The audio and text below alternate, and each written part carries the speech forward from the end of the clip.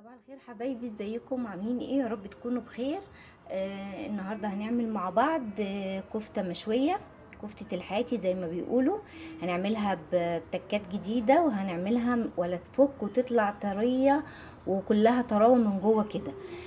بصوا، هندخل على طول في المقادير. هنقول بسم الله الرحمن الرحيم. انا معايا لحمه اهيت، مش مقدار معين. معايا لحمه، ومعايا بصل، ومعايا قطعه من الليه، والبهارات بتاعتي. واحنا شغالين كده هنقول هنعمل ايه. اول حاجه، انا مسكت البصل عندي فرمته ناعم جدا وصفيته وخدت الميه بتاعته. بس انا سايبه البصلايه دي عشان خاطر افرمها مع الليه، عشان الليه ما تبقى تتفرم كويس لازم افرم معاها بصل. خلاص. هفرمها برضو واصفي ميتها. انا خدت الميه بتاعت البصل كده. اول حاجه هنزل عليها كده بمعلقه صلصه،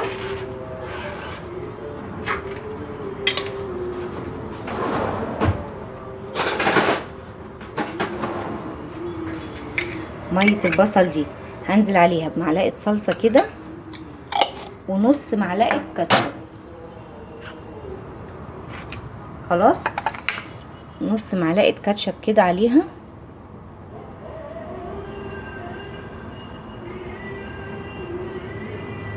بس كفايه. وشويه زيت. خلاص. وشويه فلفل اسود صغيرين. خلاص، شويه فلفل اسود اهمت، ورشه ملح. خلاص. وهقلب بقى دي كده. المقادير بتاعتي دي كده، الميه دي اللي هصبع بيها الكفته. خلاص، هخليها عندي دي كده، هركنها على جنب كده جاهزه اهي. نمسك بقى، اجيب بقى افرم البصلايه دي مع الليه. خلاص، الاول اقطع كده الليه مكعبات صغيره عشان تتفرم معايا كويس اهي. الكفته عشان تدينا نتيجه حلوه لازم يتحط لها ليه، ولازم اللحمه تكون دسمه. خلاص، ادي كده اهي.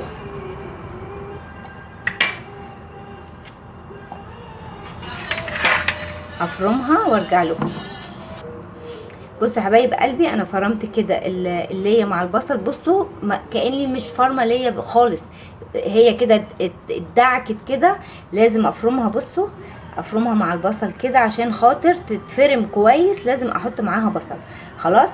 انا هاخد برضو البصل دوت هصفيه واحط الميه على الميه اللي عندي دي. بس انا سبت الخطوه دي، البصلايه دي افرمها معاكم عشان اوريكم ان انا بفرمها مع الليه. خلاص. بصوا يا حبايب قلبي، بقى هجيب كده بقى حاجه غويطه عندي وانزل باللحمه بتاعتي. بسم الله اهو. خلاص. وانزل عليها بالبصل اللي انا فرمته اهوت وصفيت الميه بتاعته، عصرته جدا. وادي البصل التاني اللي هو بالليه. خلاص.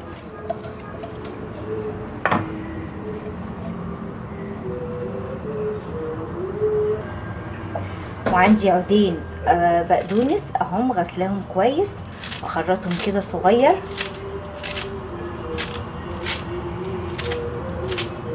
البقدونس بيديها طعم حلو قوي وريحه حلوه كمان. خلاص. بس اديني خرطت البقدونس. يلا بقى نشوف التوابل بتاعتنا هنحط عليها ايه. اول حاجه فلفل اسود. خلاص، حط عليها فلفل اسود. وعندي البهارات طبعا دي اللي هي 11 بهار اللي انا بستعملها معاكم على طول. انا عندي هنا باكيتين اهو، هفضيهم. دي بهارات لحمه وبهارات مشكله فيها كل البهارات. خلاص، مش هحط اي حاجه تانية. وعندي دوت كيس خلطه الكفته بتاع كنور ده. هضيف برضو الكيس دوت كله كده اهو على الكفته بتاعتي. ده بيبقى فيه ملح، نخلي بالنا، وبيبقى فيه توابل برضو. وعندي بقى الحاجه التانية بقى اللي هتخلي الكفته بتاعتي هشه. احط بيكنج صودا. خلاص، هحط كده زي ايه، زي نص معلقه. خلاص. وحاجه تانية بقى اقول لكم عليها حالا اهو.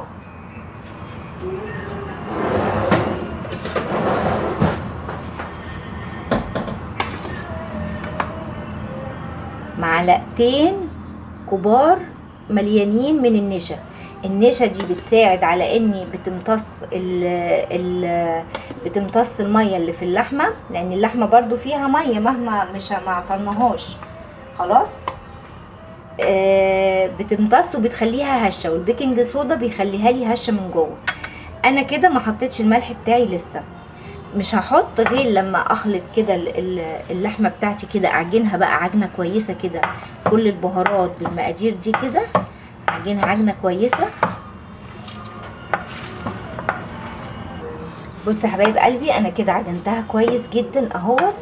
خلاص وخلطتها كلها كويس مع بعض. هجيب بقى الكبه بتاعتي واعيد افرمها تاني كلها مع بعض. خلاص هعمل كده اهو، وامسكها بقى حته حته كده افرمها في الكبه بتاعتي، عشان انا عايزاها عجينه ناعمه. خلاص حته بحته كده افرمها ناعم قوي عشان تديني نتيجه كويسه. لازم تكون الكفته بتاعتي ناعمه. بسم الله.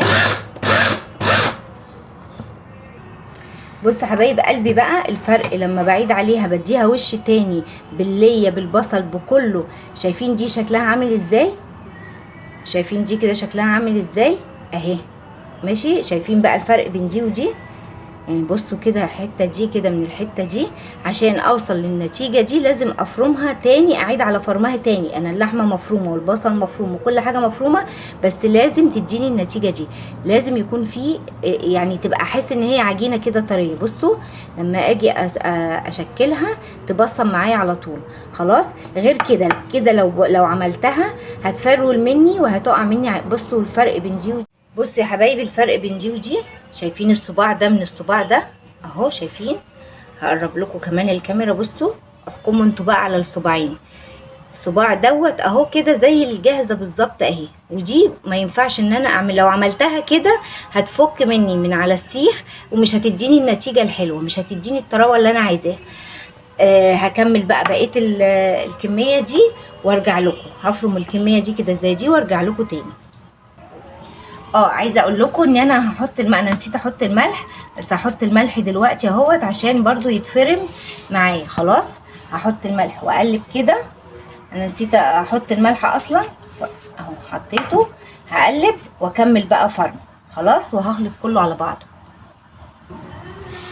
بصوا يا حبايب قلبي كده الكفته بتاعتي اهو فرمتها كلها. بصوا اهي نتيجتها عامله ازاي.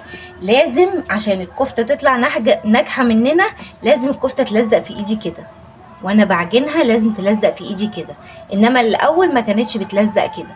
خلاص انا دلوقتي مش هصبحها دلوقتي، هحطها في التلاجة قيمه نص ساعه كده، وبعد كده ارجع تتماسك يكون عشان ما تلزقش في ايدي كده، وبعد كده هرجع اصبحها معاكم واوريكم شكلها ونسويها مع بعض. بصوا يا حبايب قلبي كده اهو بعد ما قعدت نص ساعه في التلاجة طلعتها، وادي اللي هصبب عليها اهو.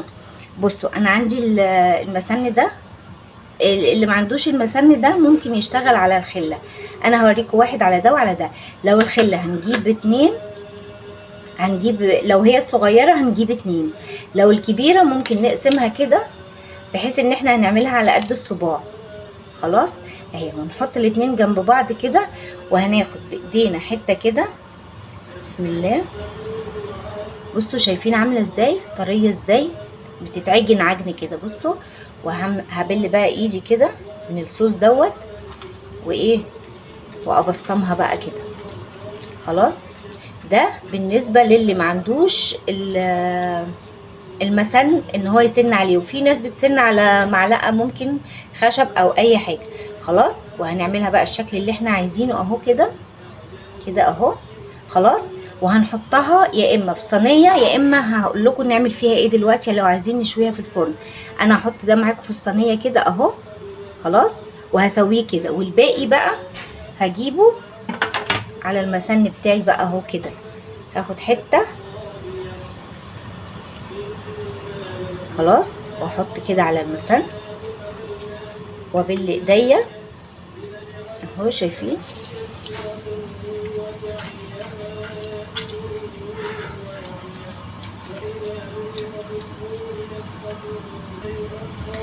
بصوا يا حبايبي معاكم اهو كمان اهو الشكل اللي احنا عايزينه بقى. عايزينها كده بالشكل دوت زي ما بنشوفها كده.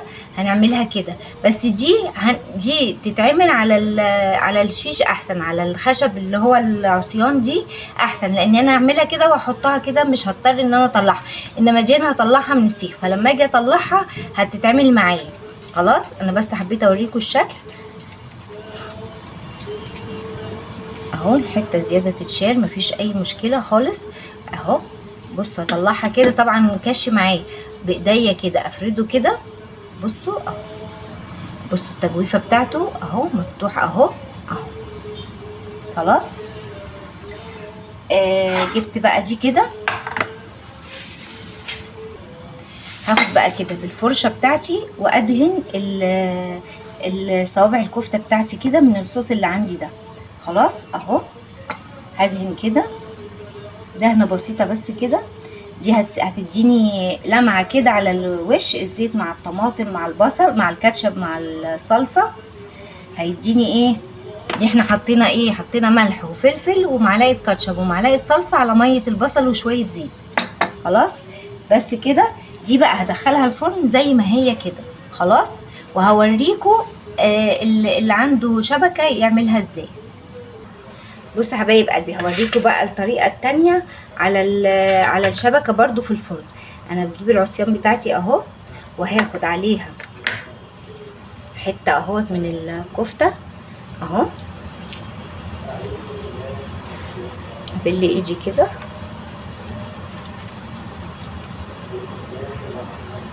اهو. خلاص دي بقى بصوا هنعملها بالشكل ده كده اهو. خلاص هوريكم بقى نحط الشبكه بتاعتنا ازاي عليها ونستعملها ازاي. بصوا يا حبايب قلبي كده الشبكه اهي عندي صينيه اهي فيها ميه مغليه، واجيب الكفته بتاعتي اهو. هحط بقى الصوابع بتاعتي كده عليها اهو. خلاص انا هعمل بس 2 عشان اوريكم الطريقه ازاي، وهدهنها برضو هدهن الوش بتاعها كده. خلاص اعمل معاكم كمان واحده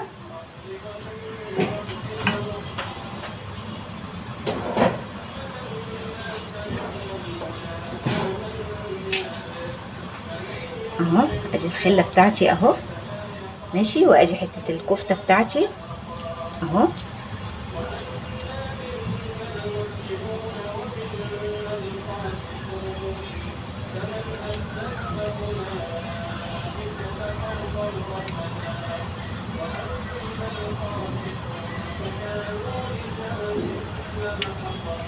بالايديا بالصوص دوت اهو. خلاص واعمل ايه بقى، اعملها بالشكل اللي انا قلت لكم عليه اللي هو كده اهو. ده اللي هي تطلع كور كده اهو بالشكل ده كده، وهحطها كده وهدهنها بالصوص اهو. خلاص وهدخلها الفرن.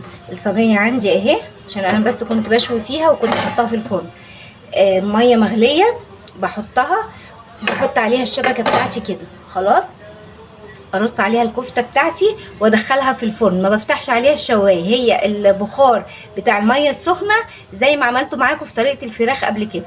لازم الميه السخنه دي بتطلع البخار بيسوي لي الحاجه وبيديها طراوه كده. هدخلها الفرن واوريكم شكلها بعد ما تطلع. بصوا يا حبايب قلبي كده الكفته بعد ما اتشوت في الفرن اهي. دي اللي في السيخ اهي، ودي اللي مشويه في الصينيه اهي. بصوا عامله ازاي، بصوا من جوه عامله ازاي، شايفين الجمال عامله ازاي، هشه وخفيفه جدا ومظبوطه جدا جدا جدا. يلا جربوا الطريقه دي هتعجبكم مش هتبوظ معاكم. انسوا بقى ان الكفته تبوظ معاكم تاني. الطريقه دي حلوه وسهله. جنبيها بقى شويه مخلل كده من اللي احنا عاملينه مع بعض، شويه طحينه اهمت، وشويه سلطه الطماطم بتوع الحياتي.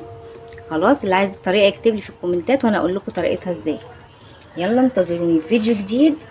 دمتم في رعايه الله وامنه. السلام عليكم ورحمه الله وبركاته.